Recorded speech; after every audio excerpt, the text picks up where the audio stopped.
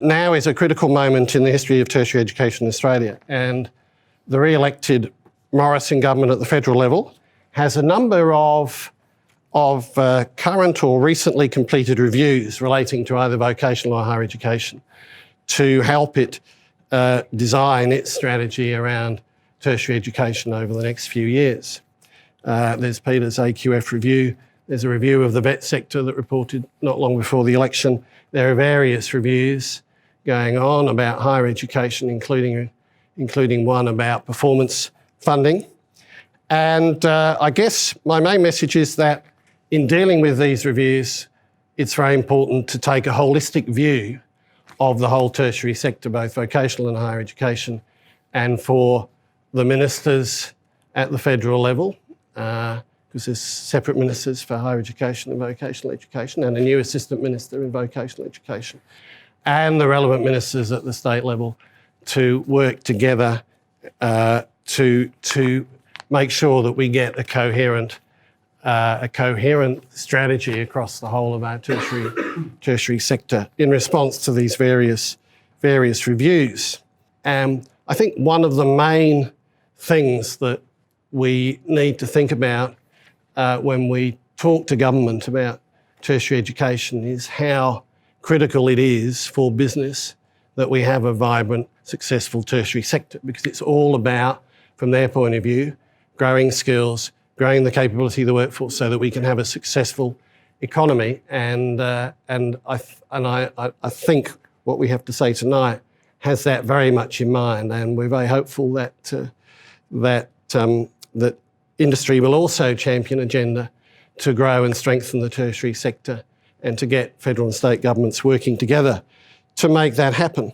And you'll see there have been a number of organisations that have said we do need to move to a more coherent and interconnected tertiary sector.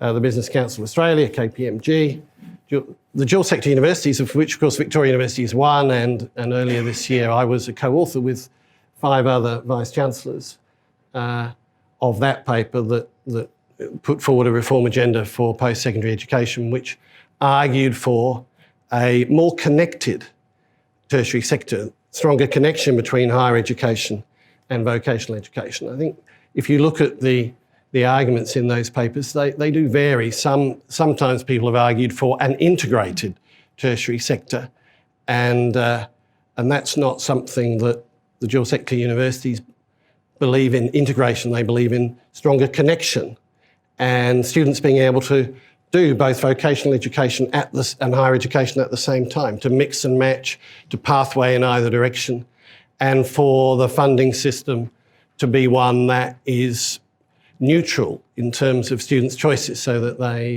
they choose the right thing that they need, depending upon the skills and capabilities that they need to be successful in the labour market.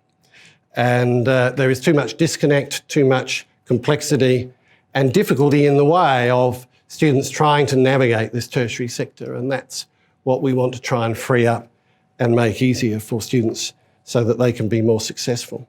The Department of Jobs and Small Business, in their 2016 report, said that 96% of the 1.1 million new jobs that would be added to the workforce by 2021, 96% would require skills produced by the vocational or higher education system. So effectively, we need a universal tertiary system.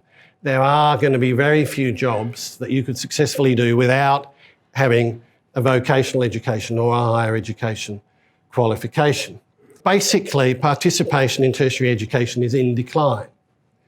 And this graph here shows what's happened since the beginning of the demand-driven system in higher education. So in 2012 was when the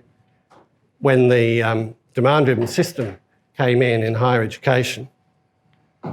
And you can see that led to an increase in higher education participation, the blue line going upwards. And this is measured for the 15 to 64-year-old, the working age population. The percentage of the 15 to 64-year-old population that are participating in this case, higher education, which went up under the Mandarin system. We've now had, of course, caps put on the number of Commonwealth-supported places in higher education. And as I understand it, the coalition's policy is now not to keep the caps on tight, but to allow the system to grow in line with population growth, which means that participation rate in higher education could remain flat in the future, is what that policy would be consistent with. Meanwhile, the vocational education system has been going down in terms of participation. So back in 2012, there was higher participation in vocational ed than higher ed, and then it crossed over wherever that is, about 2017. And so this green line is the downward trend in total tertiary participation. What the Mitchell Institute have done is said, look, if you think about the trend, let's not exaggerate it, let's just think about what's happened in the last 2 years. If that trend continues on, this is what tertiary participation will be like in 2031, because higher education is not going to go up very much and vocational education will keep going down. And this is a problem when we need everybody to be tertiary qualified. We need all of those skills. We need all of those capabilities from a very strong tertiary system. And at the moment, we don't seem to be heading in that direction. Traditionally, we've tended to think about tertiary education for school leavers. Of course, the evidence now is that there's going to be a lot of upskilling and retraining going on over the life course. But if you look at this 15 to 24-year-old age group, the same pattern exists, and there it's perhaps more obvious that if we're going with all the new jobs requiring tertiary qualifications, we can't have 15 to 24-year-old participation in tertiary education declining. It's got to turn around and go back up. So that's the problem. That's the problem we've got to solve. Rethinking tertiary so we've got more coherence between vocational and higher ed, and then revitalising so that we can turn this downward trend up again. So how should we rethink tertiary education? And so in terms of the Australian qualification framework, we need more effective mechanisms for recognising shorter form and micro-credentials within the structure of the AQF. We need to revise the AQF levels to simplify them and remove inappropriate hierarchies in the description of VET and higher education. We need to revise the AQF pathways policy so that pathways can operate more effectively across the VET and higher education sectors. We need to recognise the broad role of senior secondary school certificates in providing a range of pathways into VET and higher education, including through direct entry, with credit as well as through the ATAR system. And it's worth considering the potential benefits of a credit point system within the AQF for voluntary adoption by providers. So that's the kind of reform of the AQF that we think should happen. Victoria University put a submission in on the AQF, and these were the kinds of things that we were saying, and that will help to create a more coherent and interconnected tertiary sector. We need to reform the tertiary curriculum, especially in VET, in the ways that I was talking about in terms of providing those 21st century skills. And we need to reform the system of tertiary entry so that we help students coming into the tertiary system to find the right program, whether it be in vocational ed or higher ed, and to be able to mix and match across the two. And extending work-based learning and industry partnerships for VET and higher education. So if you go back quite a long time before the growth of tertiary participation, people learnt on the job, and that had some benefits. But and of course now we think in terms of work-integrated learning as the alternative, because while there are great benefits, of course, because of all of the high level of skill and cognitive skills that people need of having this tertiary sector, it does need to be applied to work-related situations, and you need students to be able to go from a tertiary system into jobs effectively, and that is a big challenge that needs to be addressed, and that's why partnerships with industry are very critical for this growing tertiary sector. And we think there are ways of extending work-based learning and industry partnerships with vet and higher ed to expand the apprenticeship system beyond vocational education into higher education. So there's a section of the paper about that. And promoting locally relevant pathways that equip students to succeed in their own community. So there are lots of things that each institution needs to do to link with their own community and their own industry to promote the same kinds of things that work integrated learning should do.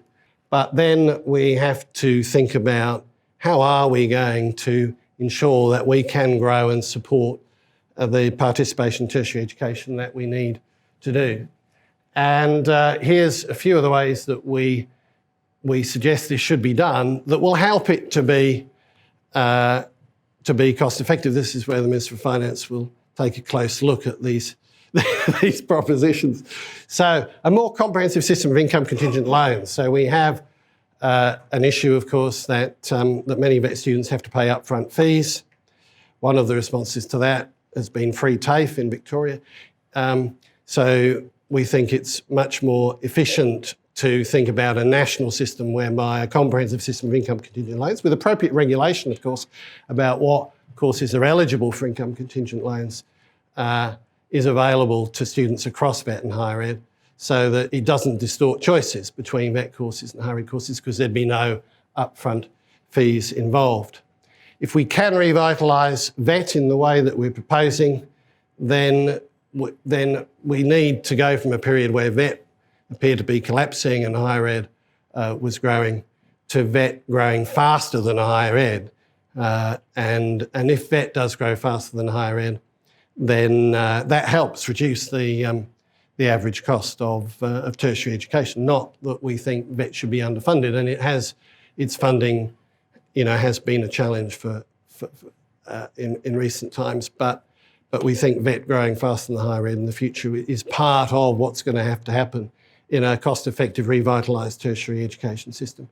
An increased proportion of the education received by higher education graduates being provided in the vet system. So vet pathways being more common as a way of progressing to a higher education qualification, which will happen with a more seamless, more connected system and will provide the kind of support that many students need to be successful in higher ed, provided we get the kind of curriculum reform and the kind of flexibility in the system that's needed to make that work well.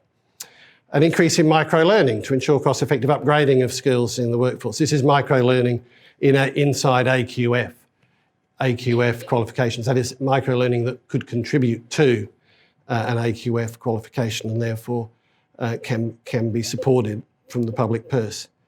An increased investment by industry in supporting education training of its employees. So, that's something that obviously industry makes choices about. But if we've got a more vibrant, more flexible, more responsive tertiary system, industry should be willing to invest more. And there are also ways we could explore to provide those incentives. And all of this will require a Commonwealth state commitment through COAG to rethink and revitalise tertiary education. It can start with reforming the Australian Qualifications Framework because that is the subject of a current COAG review. So COAG has had the foresight to say, yes, let's review the qualifications framework. Now we've got to make sure that the kind of connected, coherent system with appropriate qualifications to meet the skill needs of the population has an appropriate funding model to support it. And so we think that needs a COAG review of federal and state government funding of vet and student fees and industry contributions to the funding of vet while aiming to achieve complementary with higher education funding arrangements. And there's a whole lot of elements in that we elaborate on in the paper. We require a shared commitment to the revitalisation of TAFE through recognition of and funding for TAFE's role, including vet and dual sector universities as a public provider, and a vet funding agreement that assures no cost shifting between the two levels of government. Peter Noonan's done some great work on the idea of a co-financing model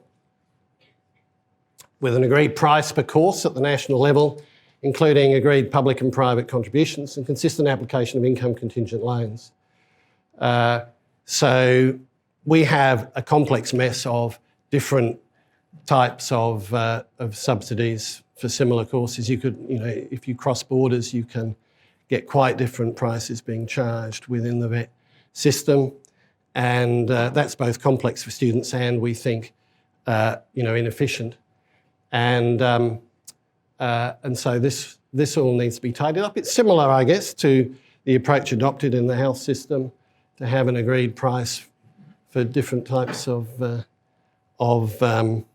procedure in the health system. It's like having an agreed price per course, the national level, agreed public and private contributions, consistent application of income contingent loans, but allowing state and territory governments to provide additional support to meet local needs where required. So that's an element in what we think needs to happen if the kind of COAG review that we're recommending takes place. We also think it should be considered, Commonwealth assuming responsibility for all AQF level 5 and 6 courses, which are offered in both VET and higher education. We need more coherence at that diploma level, where both VET and higher education diplomas are available in their own different ways, but with with neutrality between them in the way that they're funded and supported by government. And then expanding eligibility criteria for funding of VET students and ensuring that learners can enrol in both higher education and VET without financial penalties and disincentives. So quite a few ideas to be thought about in any such COAG review. In summary, I think the Mitchell Institute over the last 5 years has contributed a lot of thinking to how to rethink and revitalise tertiary education. I was privileged to have the opportunity of giving a lecture 5 years ago that helped kick that whole thing off. Peter Noonan's been leading some fantastic work. The Mitchell Institute has been doing great work. The ideas have been catching on with a lot of thought leaders and industry players, and now the time has come to do it. Thanks very much.